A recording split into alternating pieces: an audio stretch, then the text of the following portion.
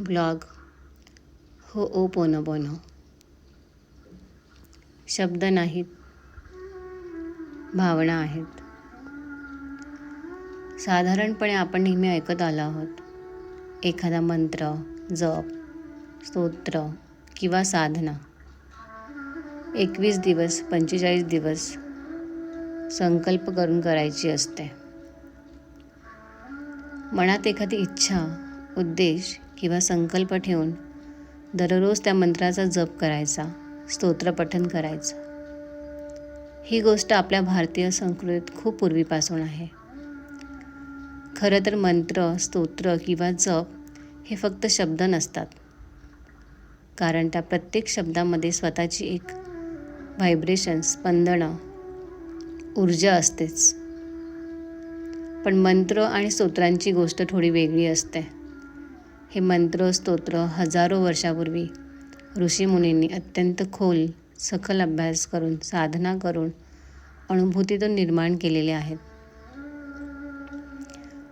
कोणत्या शब्दामध्ये किती ऊर्जा असेल, कोणत्या उच्चारातून कोणते स्पंदनं, व्हायब्रेशन्स तयार होईल, मन, शरीर आणि ब्रह्मांडाशी त्याचा कसा संबंध जोडला जाईल, या सगळ्याचा अतिशय सूक्ष्म अभ्यास करून हे मंत्र आणि स्तोत्र रचले गेले आहेत. म्हणूनच त्या शब्दांमध्ये एक विलक्षण ताकद असते. आणि आपण जेव्हा एखादा संकल्प घेऊन प्रामाणिकपणे, श्रद्धेने, सातत्याने त्या मंत्राचा जप किंवा स्तोत्रपठण करतो, तेव्हा हळूहळू त्या कंपनांचा परिणाम आपल्या मनावर, ऊर्जेवर आणि अवतीभोवतीच्या परिस्थितींवर दिसायला लागतो. पण त्यासाठी फक्त शब्द उच्चारणं पुरेसं नसतं. त्यामागे भावना, विश्वास, सातत्य, संयम आणि पूर्ण उपस्थिती आवश्यक असते. कारण मध्येच सातत्य तुटलं, भावना हरवल्या किंवा मन पूर्णपणे त्यात नसताना फक्त यांत्रिक पद्धतीने ते केलं, तर कदाचित त्याचा परिणाम तितका खोलवर जाणवत नाही.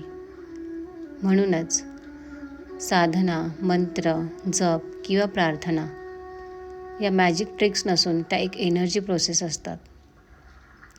ही संकल्प, मंत्र, जप यामागची भावना सर्वांनाच कुठे ना कुठे माहीत असते. पण गेली बरीच वर्ष मित्रपरिवाराकडून अजून एक प्रार्थना सतत कानावर पडत होती, होओपोनोपोनो. गेले काही वर्ष माझ्या मित्रपरिवाराकडून होओपोनोपोनो प्रार्थना हा शब्द सतत कानावर पडत असताना, पण खरं सांगायचं तर सुरुवातीला हा शब्द उच्चारायचा कसा, याचा अर्थ नेमका काय, ही कोणत्या भाषेतील प्रार्थना आहे आणि एवढ्या साध्या 4 ओळी खरंच आयुष्य बदलतात का, याबद्दल मनात खूप गोंधळ होता. होओपोनोपोनो हा शब्द मूळचा हवाईयन भाषेतील आहे. त्याचा साधारण अर्थ चुका दुरुस्त करणं, पुन्हा योग्य जागी आपण गोष्टी आणणं किंवा क्षमा आणि प्रेमातून हिलिंग घडवणं असा घेतला जातो. ही एक प्राचीन हवाईयन हिलिंग पद्धत मानली जाते, जी नात्यांमधील, मनातील, जीवनातील अडकलेल्या ऊर्जेला हील करण्यासाठी वापरली जाते. नंतर डॉक्टर इहाले अकालो हेवलेन आणि मॉर्ना नलमाको सिमिओना यांनी या प्रार्थनेला जगभर पोहोचवलं आणि हळूहळू ही प्रार्थना अनेकांच्या आयुष्याचा भाग बनत गेली. पण सुरुवातीला या शब्दांचा उच्चार कसा करायचा, त्यामागची भावना नेमकी काय, सॉरी म्हणायचं कुणाला, फॉरगिव्ह मी का म्हणायचं, याचा प्रचंड गोंधळ, गडबड होता. पण हळूहळू जेव्हा एक एक शब्दाचा अर्थ समजायला लागला, त्या शब्दांमागे भावना मिसळायला लागली आणि मनापासून ही प्रार्थना अनुभवायला लागले, तेव्हा कुठेतरी ही प्रेयर वर्क करायला लागली. आजकाल होओपोनोपोनो प्रार्थना खूप जास्त ऐकायला मिळते. I am sorry, please forgive me, thank you, I love you, फक्त या 4 ओळी. पण खरंच या 4 ओळींमध्ये एवढी ताकद आहे का, हा प्रश्न अनेकांना पडतो. आणि खरं सांगायचं तर जर या ओळी फक्त यांत्रिक पद्धतीने, भावनांशिवाय केवळ पुनरावृत्ती म्हणून बोलल्या, तर कदाचित त्या फक्त शब्द राहतात. पण जेव्हा या शब्दांमागे भावना असते, विश्वास असतो, आतून हिलिंग होण्याची तयारी असते, तेव्हा हे 4 शब्द फक्त शब्द राहत नाही, ते कंपनं बनतात. होओपोनोपोनो म्हणजे नेमकं काय? ही एक हिलिंग प्रार्थना, स्वतःला हील करण्याची, नात्यांना हील करण्याची, मन शांत करण्याची आणि आयुष्यातील अडकलेल्या ऊर्जेला पुन्हा प्रवाहात आणण्याची प्रक्रिया. कारण आयुष्यातल्या प्रत्येक गोष्टीभोवती ऊर्जा असते. मग ते नाती, आरोग्य, पैसा, काम, व्यवसाय, घर, स्वप्न, इच्छा, सगळं हे ऊर्जेवर चालतं. आणि जिथे ऊर्जा असते तिथे कंपनं असतात. म्हणूनच जेव्हा आपण एखाद्या विशिष्ट संकल्पांसोबत होओपोनोपोनो प्रार्थना म्हणतो, तेव्हा त्या संकल्पाभोवतीची नकारात्मक, जड, वेदनादायी ऊर्जा हळूहळू हील व्हायला लागते. I am sorry, please forgive me. ह्या पहिल्या 2 ओळी त्या हिलिंग करतात. त्या अहंकाराला मऊ करतात, मन हलकं करतात, रागाला शांत करतात. आतल्या अपराधी भावना, राग, वेदना, दुखावलेपण हळूहळू विरघळायला मदत करतात.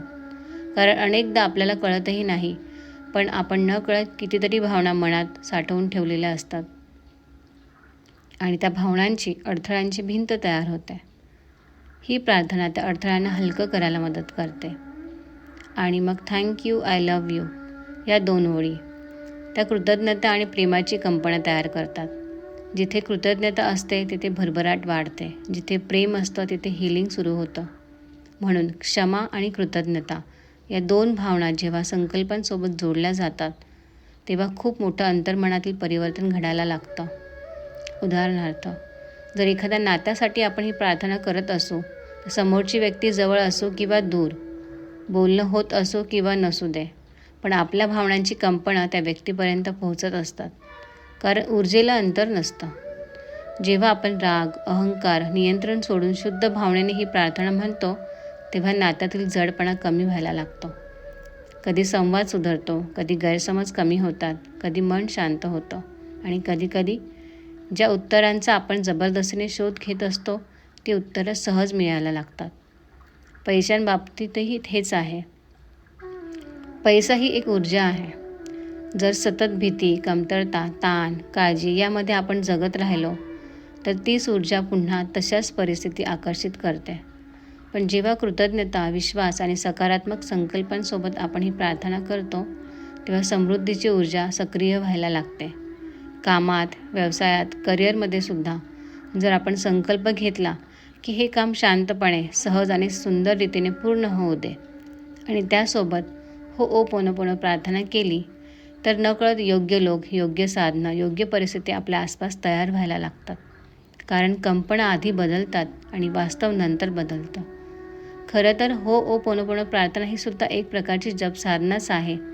जसं आपण ओम नमः शिवाय, ओम नमो भगवते वासुदेवाय असे मंत्र म्हणतो, तेव्हा ते फक्त शब्द नसतात. आपण ते आपल्या भाषेत उच्चारतो, पण आध्यात्मिक पातळीवर ते कंपनांमध्ये रूपांतरित होत असतात. आपली भावना, आपला विश्वास, आपला संकल्प हे सगळं त्या मंत्रांमध्ये मिसळतं आणि मग ती ऊर्जा डिकोड होऊन कंपन तयार होते. अगदी तसंच होओपोनोपोनो प्रार्थनेबाबतीतही तसंच होतं. म्हणूनच ही प्रार्थना फक्त रिपीट करण्यापेक्षा ती अनुभवणं जास्त महत्त्वाचं आहे. मनापासून म्हणणं, डोळे मिटून संकल्पांसोबत म्हणणं, त्या शब्दांमध्ये स्वतःला वाहून देणं हे जास्त प्रभावी असतं. दिवसभरात जेव्हा जेव्हा आठवेल, मनात शांतपणे ही प्रार्थना म्हणत राहणं ही एक सुंदर सवय बनू शकते. कारण कधी कोणत्या क्षणी हिलिंग सुरू होईल हे आपल्यालाही कळत नाही. कधी मन हलकं होतं, कधी नाती हील होतात, कधी कामं सहज पूर्ण होतात, कधी भीती कमी होते, कधी अचानक आतून शांतता जाणवायला लागते आणि कदाचित हीच त्या प्रार्थनेची खरी जादू असते. पण एक गोष्ट मात्र खूप महत्त्वाची, संकल्प नेहमी शुद्ध, सकारात्मक आणि प्रेमाने भरलेला असावा. कारण विश्व शब्दांपेक्षा कंपनं जास्त ऐकत असतं. म्हणूनच होओपोनोपोनो प्रार्थना म्हणजे फक्त 4 ओळी नाहीत. ती स्वतःला हील करण्याची, स्वतःला माफ करण्याची, विश्वासावर विश्वास ठेवण्याची आणि प्रेमाने जगण्याची एक सुंदर प्रक्रिया आहे. I am sorry, please forgive me, thank you, I love you. धन्यवाद, धन्यवाद, धन्यवाद. प्रणाली शिवकमल आव्हाड. ब्लॉग आवडल्यास नक्की लाईक, शेअर, कमेंट, सबस्क्राईब करा. तुमचा एक प्रतिसाद लिहिण्यास प्रेरणा देतो.